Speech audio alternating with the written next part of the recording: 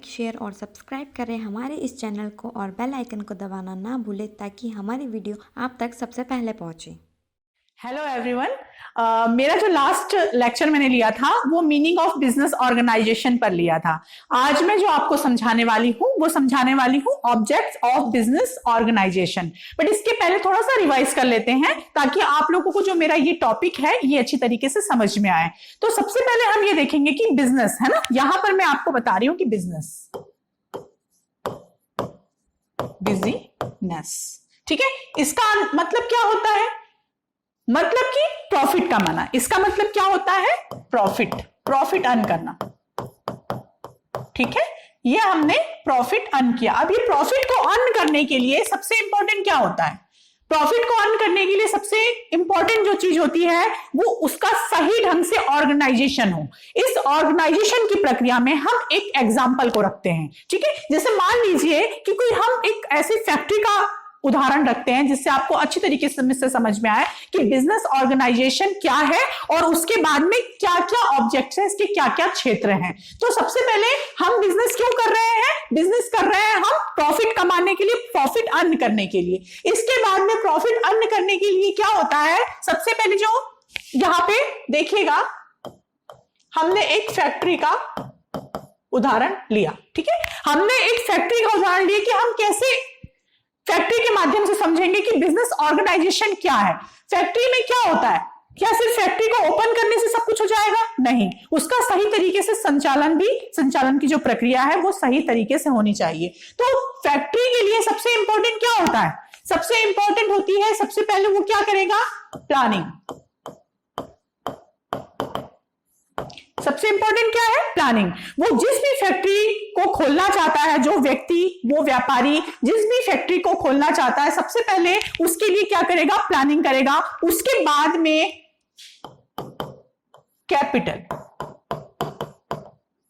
उसके बाद में कैपिटल, देन लैंड,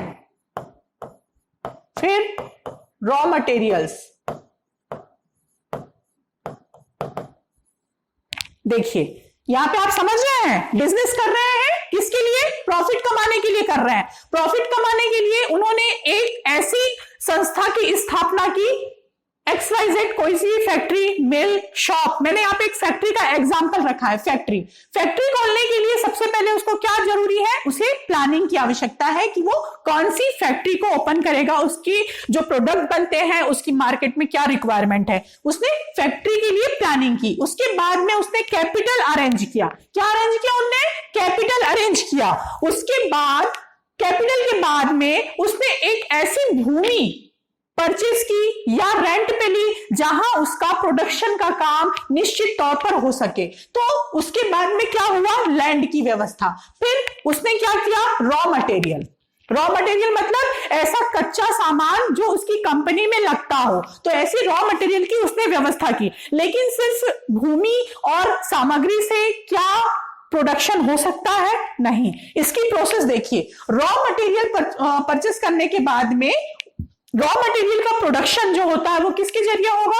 वो श्रम के जरिए होगा, लेबर के जरिए होगा या मशीनरी के जरिए होगा। तो यहां पर उन्होंने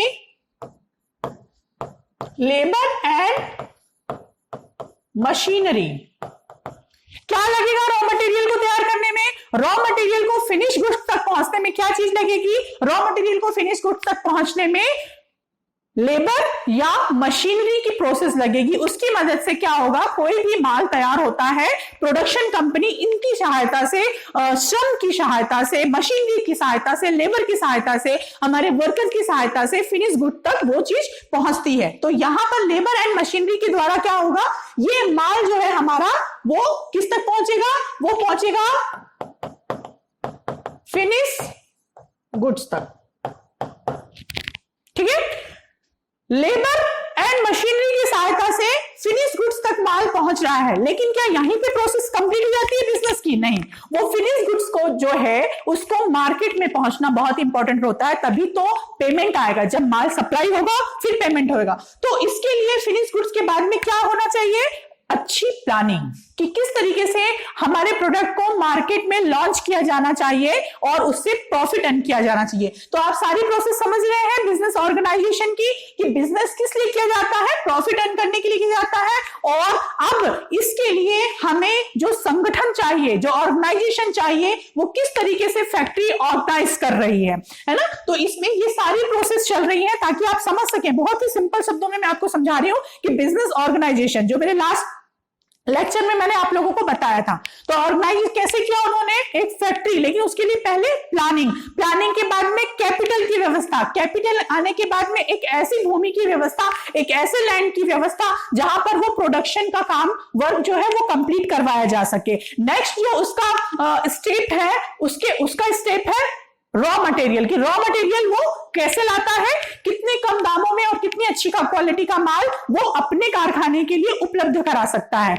जो उसका नेक्स्ट प्रोसेस है, उसके बाद में आता है लेबर एंड मशीनरी। वो रॉ मटेरियल को सिर्फ ला करके और उसको मार्केट में सप्लाई नहीं कर सकता, उसका प्रोडक्शन करवाना होगा, और उसका प्रोडक्शन करवाने के लिए सबसे इंपॉर्टेंट होता है लेबर एंड मशीनरी, जिनकी सहायता से फिनिश गुड्स तक पहुंचा जा सकता है। जब लेबर और मशीनरी की सहायता से फिनिश गुड्स तक माल पहुंच जाता है, फिर लगती है प्लानिंग कि कैसे मार्केट में उस प्रोडक्ट को लॉन्च किया जाए और सही प्रॉफिट अर्न किया जाए। तो इतनी सारी जो प्रोसेस होती है, उससे ये हमारा बिजनेस ऑर्गेनाइजेशन का जो एक स्टेप है, ये समझ में आ रहा है कि कैसे बिजनेस क्या है, क्यों किया जाता है और उसका संगठन किस तरीके से किया जाता है। यहां पे जो मैंने पॉइंट्स लिख करके रखे हैं, ये ऑब्जेक्ट्स ऑफ बिजनेस ऑर्गेनाइजेशन, मतलब व्यवसाय किस लिए किया जाता है, अगर व्यवसाय करने वाला व्यक्ति है तो उसको कितना नॉलेज होना चाहिए, किस तरीके से, अगर मतलब यदि हमने बिजनेस ओपन किया है तो उसका उद्देश्य क्या है, यदि हमने कोई भी बिजनेस ओपन किया है तो उसका उद्देश्य क्या है, जो भी बिजनेस ओपन करता है, जो व्यक्ति बिजनेस ओपन कर रहा है, आखिर उसमें क्या क्वालिटीज होनी चाहिए, इस चीज को हम क्लियर करेंगे। तो इसके जो क्षेत्र है, उसमें सबसे जो फर्स्ट जो पॉइंट है वो है इकोनॉमी ऑफ प्रोडक्शन, मतलब कि कोई भी प्रोडक्शन कितने कम पैसों में किया जा सके और उससे कितना अच्छा प्रॉफिट अर्न किया जा सके, है ना। देखिए, सबसे पहले जो व्यक्ति बिजनेस को ओपन करता है, उसमें दो क्वालिटीज होना बहुत इंपॉर्टेंट है। एक तो उसे जोखिम लेने की शक्ति होनी चाहिए, उस व्यक्ति में जोखिम लेने की शक्ति होनी चाहिए। दूसरा, उसको व्यवसाय का व्यवस्थित, सुव्यवस्थित ज्ञान होना, नॉलेज होना बहुत ही इंपॉर्टेंट होता है। उसको सैद्धांतिक, व्यवसाय का सैद्धांतिक ज्ञान होना बहुत इंपॉर्टेंट होता है, क्योंकि यदि उसको सैद्धांतिक ज्ञान नहीं है तो उससे काफी मात्रा में हानि होने की संभावना रहती है। लेकिन उसको यदि व्यवसायिक क्षेत्र का, उस व्यक्ति को यदि व्यवसायिक क्षेत्र का संपूर्ण ज्ञान है, सैद्धांतिक ज्ञान है, तो वो व्यवसाय को बहुत ही अच्छी तरीके से मैनेज कर सकते हैं, बहुत ही अच्छी तरीके से कंट्रोल कर सकते हैं। तो सबसे पहला जो फर्स्ट पॉइंट होता है वो होता है व्यवसाय का सुव्यवस्थित ज्ञान। उसके बाद में होता है इकोनॉमिक ऑफ प्रोडक्शन, क्योंकि किसी व्यक्ति को यदि सुव्यवस्थित ज्ञान है तो वो इस तरीके की प्लानिंग कर सकता है कि कितने कम पैसों में, कितना कम मनी जो है अपने व्यापार में लगा करके और उसमें से कितनी अच्छी मात्रा में प्रॉफिट को अर्न किया जा सके। ठीक है। सेकेंड पॉइंट है हार्मोनियस रिलेशन बिटवीन एम्प्लॉयर्स, मतलब कि जो वहां के नियोक्ता है, जो वहां के मालिक है, उनका जो एक रिलेशन है वो अपने एम्प्लॉय के साथ में कैसा है। इसको आप ये भी बोल सकते हैं कि किसी भी संस्था की स्थापना से लेके उसकी प्रोग्रेस तक इंपॉर्टेंट है कि वहां उस संस्था के मालिक और कर्मचारियों में बहुत ही अच्छा रिलेशन हो, वो मालिक की बात को समझें और उनके आधार पर, उनकी प्लानिंग के, उनके मेथड के हिसाब से वो काम कर सकें और अच्छा कर सकें। उनके भी जो दिमाग में है कि हमें ये करना है, इस चीज को इंक्लूड करने से प्रोडक्शन में वृद्धि होगी, हमारी संस्था को लाभ होगा, तो इसके लिए हमारे व्यवसाय को बढ़ाने के लिए जो ये उद्देश्य है ये बहुत ही महत्वपूर्ण साबित होता है, बहुत ही इंपॉर्टेंट रहता है। यदि किसी भी संस्था में इस तरीके की रिलेशन मेंटेन किए जाते हैं तो उस संस्था को निश्चित ही सफलता प्राप्त होती है। जो हमारा थर्ड है सोशल जस्टिफिकेशन। देखिए, व्यवसाय का उद्देश्य लाभ कमाना तो है ही, लेकिन साथ साथ उसे सोशल रिस्पॉन्सिबिलिटीज भी वहन करना पड़ता है। मतलब कि उसे समाज को सेवा दे करके लाभ कमाना होता है। ठीक है, वो व्यवसाय जो है निरंतर व्यक्तियों को, समाज को सेवा दे, सेवा प्रदान करे, और वो सेवा प्रदान करने के माध्यम से लाभ अर्न करे और समाज की आवश्यकताओं को, उनकी विचारधाराओं को ध्यान में रखते हुए कार्य करे और सेवा प्रदान करते हुए लाभ प्राप्त करे। Maximum and better production at minimum cost. इसका मतलब क्या होता है? जैसे कि नाम से जाहिर है कि maximum and better production at minimum cost, मतलब कि कम पूंजी लगाकर, कम पैसा लगा करके अच्छा प्रॉफिट अर्न करना। ये किस तरीके से होता है? यदि मान लीजिए हम ऐसी मशीनरी जो है ऑर्गेनाइज करते हैं हमारी कंपनी में, जो कि अच्छा प्रोडक्शन दे रही हो, कम समय में अच्छी क्वालिटी का प्रोडक्शन दे रही हो, तो वो भी हमारे लिए फायदेमंद है। लेकिन इसमें रॉ मटेरियल की जो परचेसिंग होती है ऐसी जगह से होनी चाहिए और इतनी क्वांटिटी में होनी चाहिए जिससे उसमें अच्छा मार्जिन हासिल किया जा सके। मार्जिन का मतलब आप लोग समझते होंगे, नहीं समझते तो मैं आपको बता देती हूं। जो गैप रॉ मटेरियल खरीदने से और प्रोडक्शन करने में जो बीच का गैप रहता है उसको मार्जिन कहते हैं।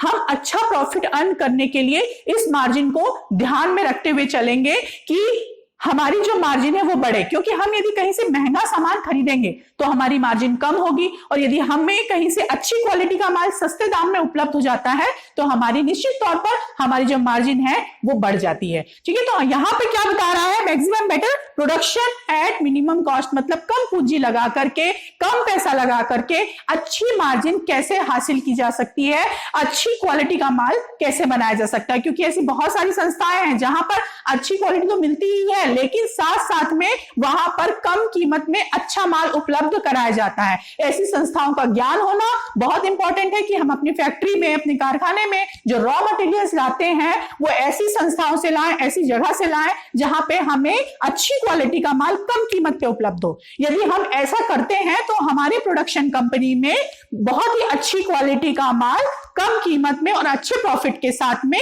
हम इस उद्देश्य को प्राप्त कर सकते हैं। Harmonious relation between employ and employers. Same thing कि हमारे मालिक के साथ, जो व्यक्ति जिस संस्था में काम कर रहा है, मान लीजिए कि फैक्ट्री में कोई वर्कर काम कर रहे हैं, उस फैक्ट्री के मालिक को वो समझते हैं, उस फैक्ट्री के मालिक के साथ उनके रिलेशन अच्छे हैं, उस काम को वो अपना समझ के कर रहे हैं, तो निश्चित ही वो कंपनी इस उद्देश्य को प्राप्त करेगी कि उसमें एक कंपनी जो है वो सफलता हासिल करे। जो व्यवसाय है वो निरंतर प्रगति की अवस्था में आएगा ही आएगा, जहां सब लोग इस तरीके से सम्मिलित होकर, एकजुट होकर के उस लक्ष्य को प्राप्त करेंगे जिसका उद्देश्य क्या है? उसका उद्देश्य है लाभ कमाना। Economic in time and efforts, मतलब समय की, टाइम की, मनी की हमेशा अहमियत है। समय, पैसा, ये दोनों ही बहुत इंपॉर्टेंट है लाइफ में। किसी भी इंसान के जीवन में समय और पैसा जो है वो दोनों ही चीज जो महत्वपूर्ण होती है ना। तो यहां पर हम यदि बात करें कि समय और पैसा, यदि हम ऐसा कोई काम कर रहे हैं जिसमें समय तो ज्यादा लग रहा है लेकिन पैसा कम आ रहा है, हम मनी अर्न कम कर पा रहे हैं, तो ये सही है क्या? ये बिल्कुल सही नहीं होगा। लेकिन कभी कोई ऐसी चीज है जहां पे हमारा समय तो कम लग रहा है परंतु हम ज्यादा मनी प्राप्त कर सक रहे हैं, ज्यादा प्रॉफिट प्राप्त कर सक रहे हैं, तो हमें क्या करना होगा? यहां पे हमें नॉलेज की आवश्यकता होगी। यहां पे ऐसे मेथड फॉलो करने होंगे जिससे हमें समय की बचत भी हो और कम समय में ज्यादा उत्पादन संभव हो सके। इसके लिए हमें अनुभवी कर्मचारियों को काम पे लगाना होता है। इसके लिए हमें ऐसी मशीनरी उपलब्ध करवानी होती है जो बहुत ही अच्छी तरीके से नए पैटर्न के साथ में प्रोडक्शन कर सके, जिससे क्या होगा कि बहुत ही कम समय में प्रोडक्शन ज्यादा होगा। जैसे मैं एक एग्जांपल देती हूं कि मान लीजिए कोई फैक्ट्री में कोई प्रोडक्शन यूनिट है, वो प्रोडक्शन का कार्य कर रही है। यदि उस फैक्ट्री के मालिक ने वहां पे कुछ ऐसे वर्कर्स को लगाया हुआ है जो बहुत ही लेजी हैं, तो जो प्रोडक्शन हो रहा है वो क्या होगा, वो कम होगा, लेकिन मालिक की सैलरी कितनी जाएगी? यदि कोई मालिक है तो उसकी सैलरी वो सैलरी तो ज्यादा दे रहा है, लेकिन वो क्या कर रहा है, वो प्रॉफिट अर्न कर रहा है क्या? वो प्रॉफिट अर्न नहीं कर पा रहा है, क्योंकि यहाँ पे समय जा रहा है, मनी जा रही है, लेकिन उसको प्रॉफिट अर्न नहीं हो रहा है। ठीक है, लेकिन यदि वहां पे एक्टिव वर्कर्स होंगे या कोई ऐसी मशीनरी की स्थापना होगी जिसके थ्रू प्रोडक्शन हो रहा हो, तो वो बहुत ही कम समय में बहुत ही अच्छा प्रॉफिट अर्न कर सकेगा। इसलिए सही समय का नॉलेज कि इस समय में कितना प्रोडक्शन हो जाना चाहिए, ये मैनेजमेंट फैक्ट्री के लिए बहुत ही इंपॉर्टेंट होता है।